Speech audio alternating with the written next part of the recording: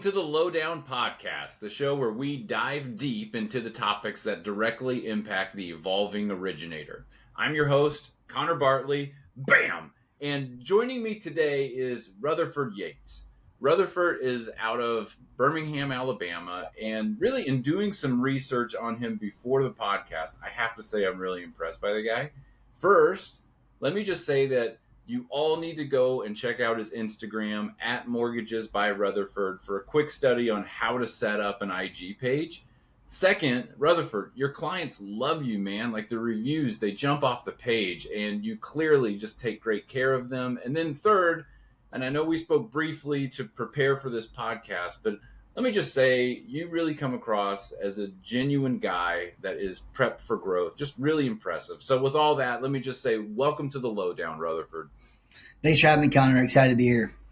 Yeah, absolutely. Very cool to have you here. And as you know, this podcast is for the evolving originator that knows the basics of the job. They can get a lead, structure a file, close a loan, but they just want more out of this career. And you've started to take real steps towards that. And we'll dive into all that. But before we go there, just would you mind sharing a little bit about yourself, your background, your journey in this business so far? Yeah. So, I started my career out in a different career in wine sales, which I did for about 6 years.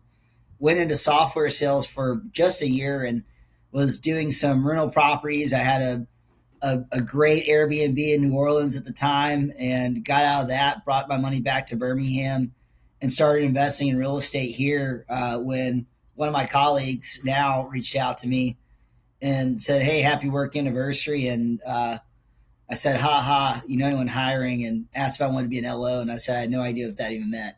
So that's how I started. And that's how I got into this, was just by happenstance, and kind of found this position to be a mixture between the wine sales and the internal software sales. So Okay. It was kind of a combination of the two, which really fit me very well. Yeah, I was going to ask, so with the wine sales, is that like a longer sales cycle? Are you doing like enterprise sales to, restaurants, liquor stores, things like that? Or what was that? How is that similar to being a loan officer? Yeah, so it's very relationship based, and it was direct to it was business to business. So it was us as a distributor to our consumer was any restaurant, retail store, you name it. And once again, very relationship driven between your buyer and you. And what I ended up doing was I was in charge of growing routes, and then they get handed off to other reps and everything. So it was always a growth sales position in a sense. Yeah. But definitely similar in this space as far as knowing how to create relationships between, say, your referral partners and people that are sending you constant business. Yeah. My daughter plays club volleyball, and one of her teammates, her parents are in wine sales and things like that. So I know a little bit about the world, and it's really cool, and makes you a very popular person. So, so it's a neat gig, and I love to see how that kind of translates over into mortgage. So now you've been in the job, what, 4 or 5 years now? 4 years. Just hit my 4 years in March. So yeah, 4 years in. Awesome. Congratulations. Thanks. And when you got started, what really frustrated you about being a loan officer? What were the big challenges that you had early on that, looked like roadblocks at the time that maybe now you look back on and go, yeah, I've got that figured out? Yeah, I would really say getting started when you're brand new in this industry and you're trying to get referral partners to trust you as the new guy in the street, and overcoming that objection of, hey, well, you're brand new. Do you really know what you're doing?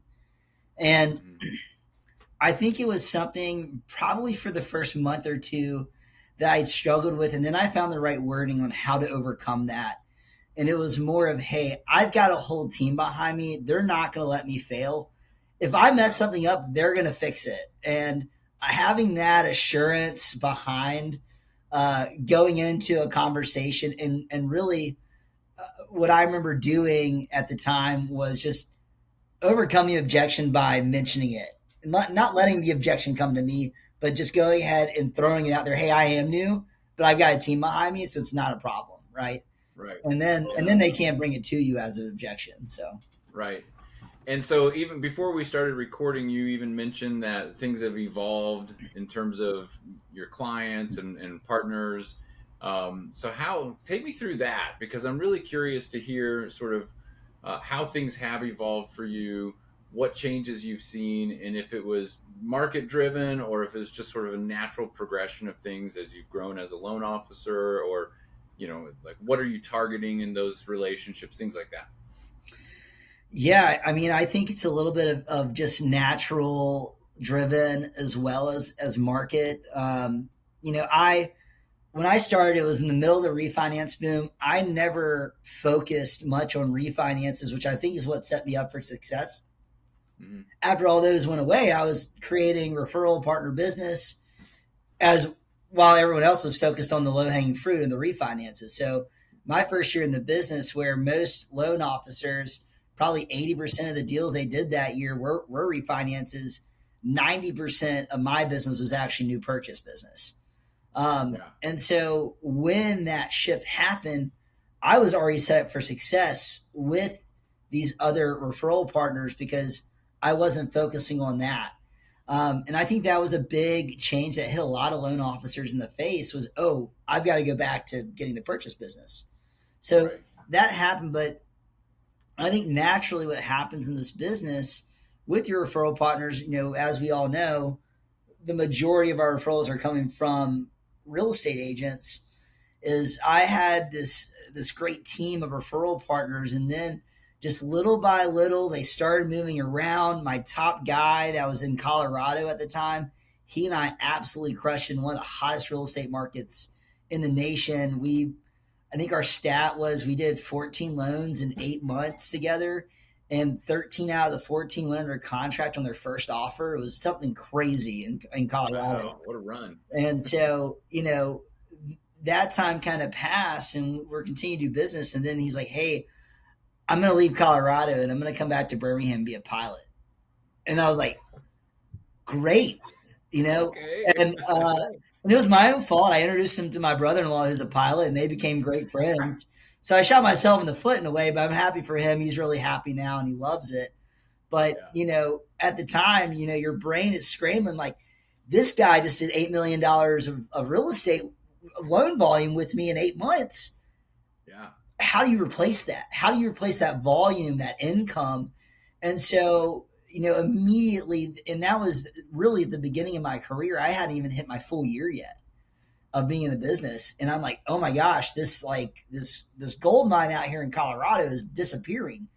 Yeah. How do you change with that? And the answer was more phone calls, setting more meetings, and finding other people. And it took 3 4 other referral partners to make up half of what he and I were doing. But that was the what I very quickly realized that was the only way to overcome that. You can't tell someone, hey, I need you to stay in real estate when you don't love it, right?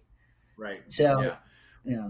Well, that's a great story. I mean, it really speaks to the delicate nature of the job and sales in general. There's just, when you're in sales, you're relying on so many other people to help, get things across the finish line, right? And losing a partner like that, I mean, that's a big blow. And so having that pipeline of referral partners and continuing, you can't get comfortable. There's always going to be the next, person on your roster. You got to build out your bench, those sort of things. Mhm. Um, I want to talk real quick because I referenced it at the beginning, but your Instagram page, which really impressed me because it's clear to me that, and maybe I'm wrong here, but it seems like you were very intentional about that from the beginning, building out your social proof and really showing client testimonials, wins that you've had. I love the, all the closings that you show. And it really, if I were a borrower and a realtor had said, "Hey, you should, I want you to use Rutherford Yeates as my, as your lender." And I went to go research you, and I found that page. I would know that you could close my loan. So, could you walk us through like your thought process on setting your page up like that, and when did you get started, and what results you've seen from it? Because I think is really smart. Thank you. Well, I have to give all the credit to my wife, Brennan. She is the one who manages it. She does all the posts. I get the picture taken sometimes and I send to her, and her first question to me is, "What's the story? Is Yeah. this a first time home buyer? Is this an investment property? Tell me the story." And so then I got to call her because I'm like, I'm on the road, whatever it is. And, then she writes up the script or whatever else. So it's really all my wife that really manages it. But exactly, I mean, it is very intentional. She has a formula we've talked about. And, it's, oh, we've got to do a review post now to keep it in line with this. And she has a whole, the whole thing worked up how she wants it to look and run. But yes, I mean, at the end of the day, the testimonials, the client reviews, that's what it's all about is making people happy and letting them know that buying a house isn't scary. Right. And I think the page does a really good job of showing happy people buying houses, right? And that's kind of the goal of the page. I've just heard too many horror stories of people being like, "Oh, I'm never buying a house again. My experience was so bad," right? And I ask who they use. They use some big bank that mortgages are kind of the offset side of what they do. But you know, going into the page, I think it's clear to say that this is all I do is mortgages. I don't do anything else but mortgages, and I keep people happy, and that's what the page is supposed to read. Yeah, well, it comes across great that way. Shout out to your wife for doing a great job of keeping that up because, a lot of loan officers struggle with that. They know it's something they should do, and it's, I should do it, I should do it, I should, and then they don't. And I think your page is a great example of what it could look like that and how it would, really help support your growth in the business and legitimize you as a great option to build trust with a client. Um, so, real quick, just we've talked about this, and I'm curious what your thoughts are on it. But you know, was there something that really frustrated you early on, or even today, that you have found a solution for that has you attribute some new growth for? I mean, I know you mentioned kind of having that one client or a referral partner that became a pilot, but just whether it's fundamentally or just about the work itself, like where did you run into a roadblock, and then how did you overcome that to take that next step in your journey? Because I mean, you're doing it number one in the company, right? So like clearly doing a great job. Nice. So I'm just kind of curious for the folks listening, like what was that changing point, that tipping point for you? I think it's attitude and effort. I'm going to steal that from Dustin Owen. He said it in one of his podcasts a while back, and it really resonated to me. I think at the time that he had said that in his thing was that I was getting very frustrated with bad actors, essentially. And it was, people coming to me and saying, "Oh, well, this lender has told me that I can get 5.99 at par today." And I'm like, "Well, bud, the national average is 7, right?" And, Yeah. you know, I was having a struggle with how to word that without coming across as either ignorant, cocky, or a know-it-all, Sure. or defensive, right? Because you start to portray that to somebody, and then they put their walls up and get defensive as well. So I remember when I heard that, it kind of clicked to me. Hey, I've got to change how I'm competing for business when I am getting shopped with someone else. And Mhm. when I know, hey, you're not getting 5.99 at par today, like, and how to portray that. I remember it just being very frustrating me because at the end of the day, I am genuine and I do care about my clients. And bait and switches still happen out here in this world. They do. And it's, Yeah. end of the day, this person's going to find out one way or another whether they're going to Right. get what they're getting promised or whether they're not. So, um, I remember that being, and it still can frustrate me today. It does happen. It happened last week, and I just told the ladies like, "Hey, look, you're getting that. Tell them to lock in right now." I'm like, Yeah. "Send it to me, and I'll see what I can do." And sure enough, she comes back and she's like, "Hey, all right, they can't do it." And I'm like, Right. "Yeah, okay, see." And but it's more about not only how that can frustrate you. It frustrates me more for the actual client than it does for me because now I have a better way of overcoming it. But I do remember that that was a really big turning point in just changing my wording up and being able to Yeah. relay myself and my expertise to the client in a better way. And that then gained more trust and brought more clients in. Yeah. So did you study books like Never Split the Difference or Exactly What to Say or anything like that? Or kind of how did you come up with that communication style? Or was it just, more of just thinking it through intentionally ahead of time and anticipating the moment and then having a better response as opposed to just sort of the gut reaction when it happens? Yeah, I would say a lot of it goes back to my 1 year at Lease Query. They had a great call coaching program. It's Okay. something that at the time I did not believe in at all. Like I was like against the grain, like this is a waste of Yeah. time. And then I started seeing results from it, and they brought in this one manager that was really really good at call coaching, and he'd break it down and he'd like let's try this, and then I realized okay, using this different wording is so important because you can say the same thing 5 different ways. Only one of those ways is really going to resonate with the client. And Right. so, that led me to, yes, taking more time to digest what's been said, digest the client's, who the client is, what their personality is, how I'm going to better relay my message to them, right? It's the difference between working with an engineer and working with someone in sales. Completely Right. different people, right? So, um, I think that, it wasn't as much as book studies as it was trial and error and Yeah. then continuing to develop that wording as I progress in my career because I don't use the same stuff I used 2 years ago.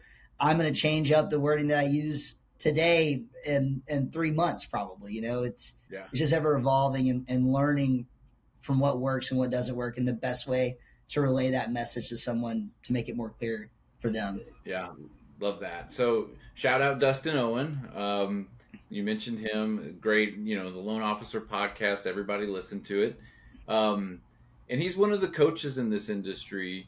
And I know there's no shortage of coaches out there. But is that something that you have started to invest in yourself and being a part of a coaching community, or at the very least, just following some of these coaches and the content that they put out? I haven't invested in coaching in itself, but what I have done is I've started more dialogue internally at Assurance with the Okay. top producers. You asked me earlier before we got in here is like, hey, do you have other people in your space at the stage of your career? Because a lot of the people that I compete against in our top 10 are people that have been in the industry for 15 to 30 years. And they're in a Yeah. different spot. But there's a lot that I can learn from them still, even though they're in that spot of their career. And there's a lot that they've told me they can learn from me as this industry does evolve, as our clientele evolves and everything else. So that's something big that I've focused on over I'd say the past 2 years is just keeping open dialogue with those professionals that have Mhm. seen everything under the sun, that have seen 2007 and before, and talking about, hey, some of these times are harder than then because as Kim Gannon, one of the guys internally who's been in the business for a long time, said, 2007 we had inventory. We don't have any inventory now, and I Right. never really thought about it that way. And it kind of made me readdress some of my wording as I talk to my clients. Is it a good time to buy or not, right? Or Yeah. what's the deal? So I think as far as my coaching and my internal growth goes, I give a lot of credit to those top 10 producers in our company that I'm able to that I've friended over the past 4 years, and I can Yeah. shoot messages to all the time and talk about different subjects. So Well, it's great that you can lean on them, that they will, pour into you. I think it's important for any loan officer to be internally connected where they are and reach out to the people that you want to be someday, right? Find the people that are doing the things or have done the things that you want to do. And it's a who, not how sort of situation where now you can really learn from them and their best practices and have them sort of get you to where you want to go. And and then I'm sure you reciprocate with value of your own and help them in your own way as well. I can't imagine it's a one-way street. You're a smart guy, there's a lot of value to that, and it's something that a lot of loan officers don't always take advantage of, where they stay either secluded in their own personal bubble, or they're just within their branch and that alone. But there's so many other resources within your company, depending on the size, of course, but so many other resources available. And if it's not available within your company, look outside of your company. I mean, I'm a huge supporter, proponent of whatever, however you want to say it, of just collaboration, you know, connecting with others in this industry and really being intentional about trying to build each other up and find ways to, stay connected. When we went work from home in 2020, that sort of was the end of the office culture for a lot of people. And a lot of people have stayed at home, and what used to be an opportunity to go into the office and learn from the vets of the business, and have some talk time at the water cooler, it's gone, and it's hard to achieve that from your home office. And so I love that you're reaching out, that you're having those conversations, and really making the most of that opportunity to grow and learn on your own. Um, and man, like I said, I'm very impressed by you, and I just want to wrap things up here today. If there was one final thought that you would share with the loan officer that's in the middle of, that's you where you were 1 year, 2 years, 3 years ago, what would be the first step to take to start, building and growing and getting to a place where they can feel like they have a little bit more control of their business and be, on that path to growth? I think you just said it right there. I'll get back to it real quick. Is being in the office. From the beginning, I've been in the office every day that I can be. It's something that Yeah. I have heard from multiple top producers, whether they're internal, external, multiple sources. If you want to do the business, you've got to be in the office listening to other people have these conversations, asking the questions. Our new guy, Joel, in here is in here every day at 8 o'clock in the morning. He stays the entire day. He knows to come and pop in and ask me questions whenever he can. He's going to be a great producer.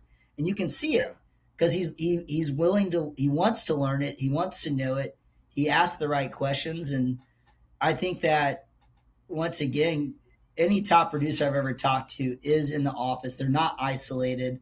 They're asking those questions, whether it's internal or not. I've got friends that are mortgage lenders outside of our company that I stay in great touch with, and I know what they specialize in. So when I have something come up and I'm really not sure, I'll go and ask them. I have no shame in it at all, and we'll talk it through. And it was funny. One time we were talking to the same client, didn't even know it, found out, and then they went with a different lender altogether. But we were like, Yeah. "Hey, I'm seeing this. Like, there's no way they can do that, right?" Oh, yeah, I already told them that, and so Yeah. it's fun to it doesn't happen often, but it's fun to have those relationships. But I think if you're getting into this, continue to go in, continue to learn, continue to ask questions. I have a great relationship with my underwriters. I call them multiple times a day. They are Yeah. probably one of my biggest assets because I can quick answers. I can make sure that my head is in the right spot to make sure that we know that we have a deal that's going to be able to happen. So, Awesome, man. Well, I appreciate you joining the lowdown today and just sharing a little bit of your story. And again, guys, if you're listening to this, check out Rutherford, mortgages with Rutherford, or mortgages by Rutherford, or with Rutherford. Mortgages by Uh, Rutherford. Mm-hmm. mortgages by Rutherford on Instagram, and check that out for a quick study on how to do it right. And man, just thank you for joining us today. Thanks for having me, Connor. All right, have a good one.